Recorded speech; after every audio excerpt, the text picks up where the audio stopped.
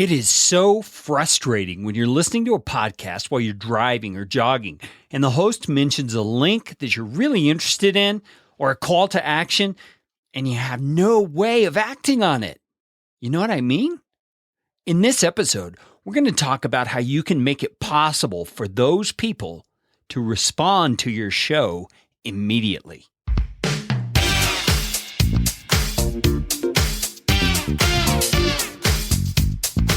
My name is Kerry Green, and I am the Client Happiness Guy at podcastfasttrack.com, and this is Podcastification. This show is all about podcasting. How to do it, how not to do it, best practices, interesting news items that have to do with the realm of podcasting, and who knows what else. And I'm trying to do it all with a little bit of fun and some information to help you get a show going, keep yours going, or make it better. And if you like what's going on here on the show, I would appreciate it, so appreciate it, if you could leave a rating or review on iTunes. You can find out how to do that at podcastfasttrack.com/review. That's enough of that kind of stuff. Let's get you podcastificated right away.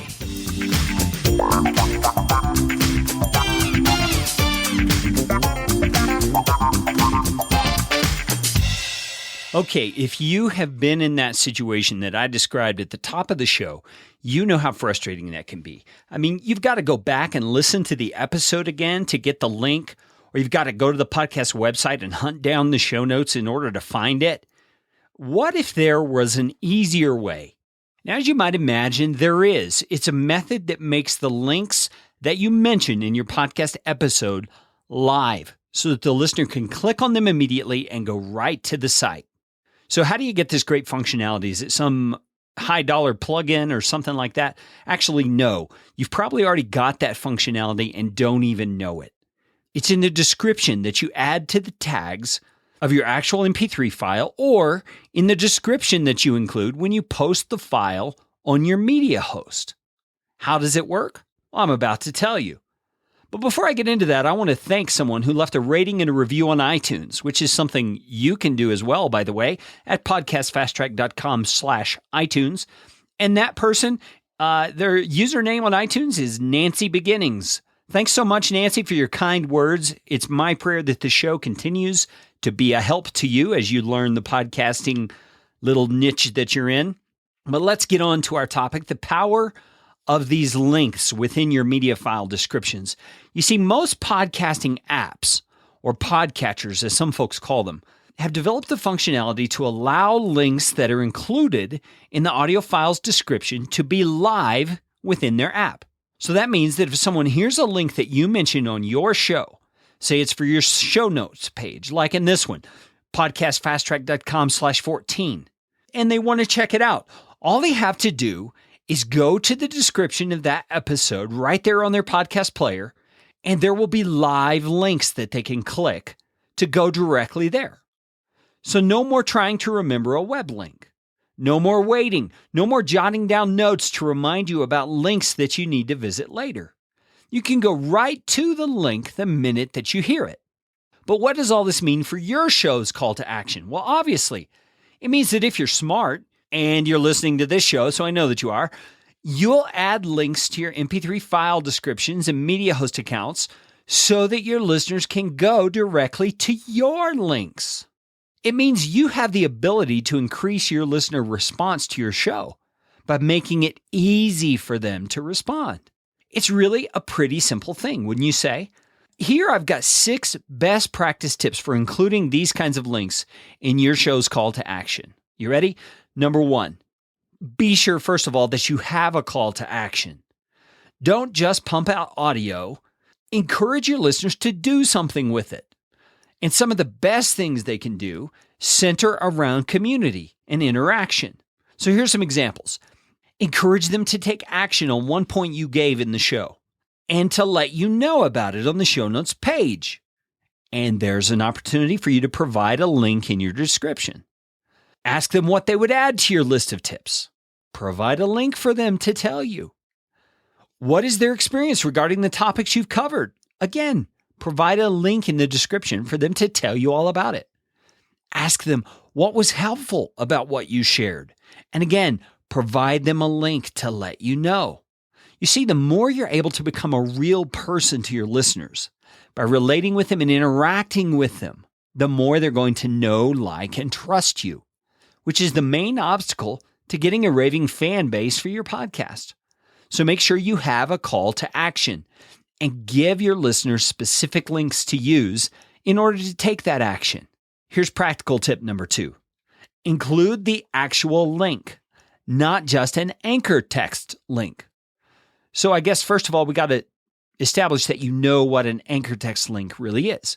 That's a link that's coded into the text so that you only see the text with an underlined hyperlink and not the actual link that starts with http://. Now, anchor text links are cool for web writing. They keep the flow of sentences going well, but they're not always the best on a practical level for the kind of thing that we're talking about here.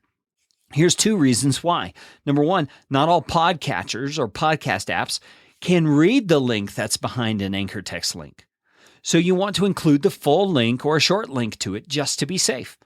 And then secondly, when your listeners can actually see your link, for example, http://www.podcastfasttrack.com, whatever, it helps to solidify your website name in their minds.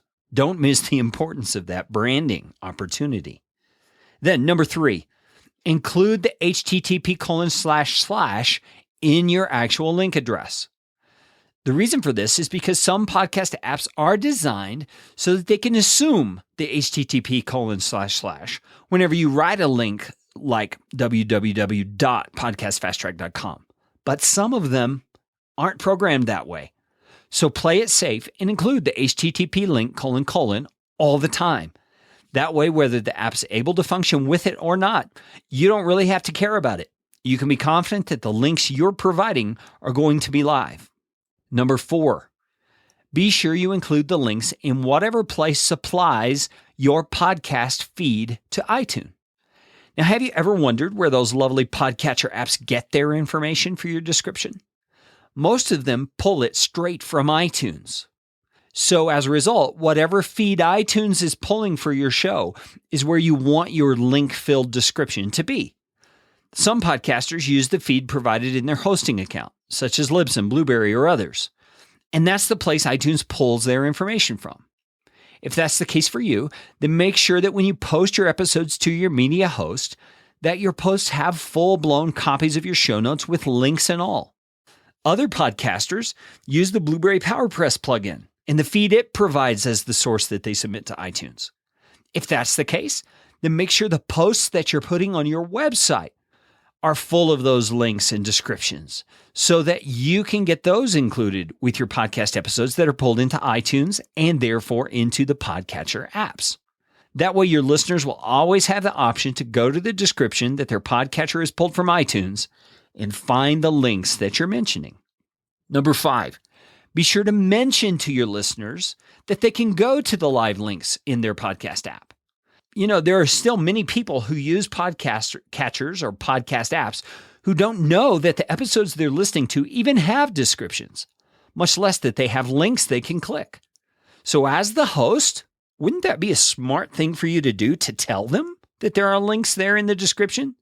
So when you give your call to action for a particular episode, tell your listeners they can go to the episode description right there on their smart device and use the direct links that you've so kindly provided for them.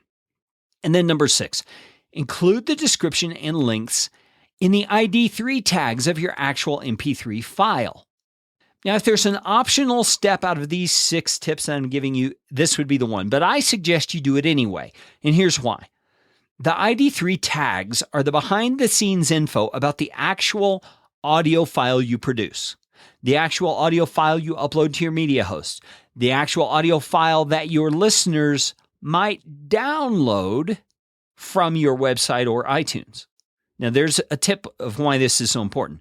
When people download the audio to their computer or some other device, they might listen to it somewhere besides a podcatcher, like Windows Media Player or QuickTime or some other media player. You see, they may not actually use a podcast app that's pulling that information from iTunes. And if that's the case, you want those people to have access to your links also. And they can if you've placed them in the ID3 tags on the media file. Now, they probably won't be live or clickable, but the link will be there all the same. That's it. That's my 6 tips for how to maximize this call to action opportunity. You can use those live links that are available to your listeners. So here's my call to action for this episode. I'm curious how many of you knew that you could include clickable links to accompany your podcast audio that your listeners could actually use right there on the spot.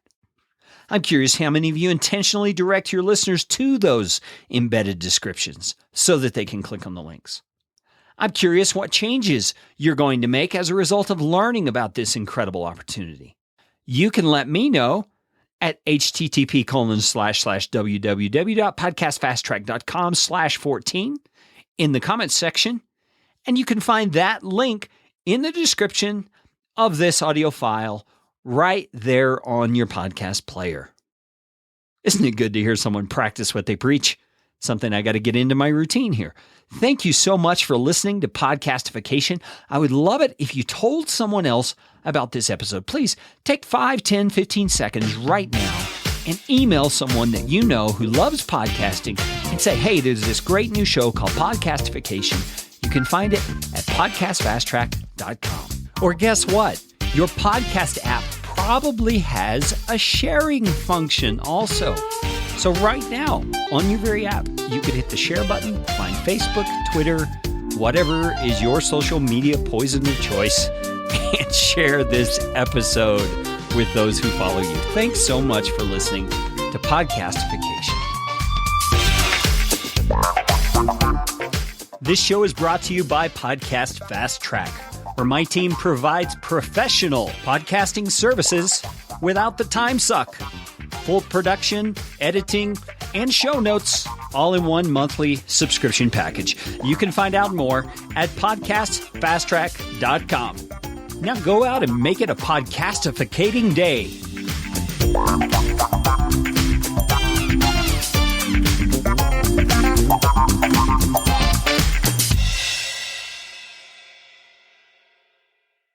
For example, http://www. I said that all wrong.